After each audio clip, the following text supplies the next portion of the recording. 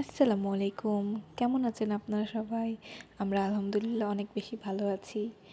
এই বছরটা শুরু হয়েছে যেমন পিঠার উৎসব দিয়ে, শেষও হবে মনে হয় তেমনই পিঠার উৎসব দিয়ে।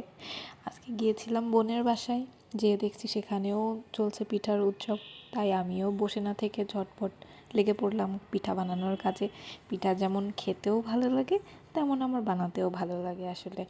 তো এখানে এই যে রুটি বেলে নেওয়া হচ্ছে, এবার এটা সুন্দর করে কেটে নেওয়া হবে, তারপরে এর ভিতরে পুর দিয়ে পিঠা তৈরি করা হবে। তাই আমি ওই কাজেই লেগে পড়েছি।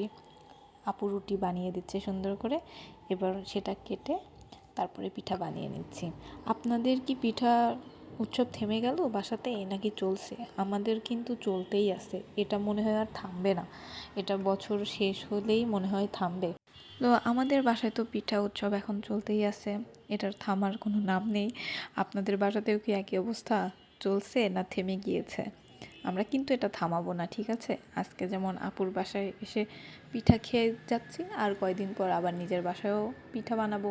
গতকালকেও পিঠা হয়েছিল, পাকান পিঠা, কিন্তু ভিডিওটা আসলে নিই নাই, ইচ্ছা করেই নিই নাই।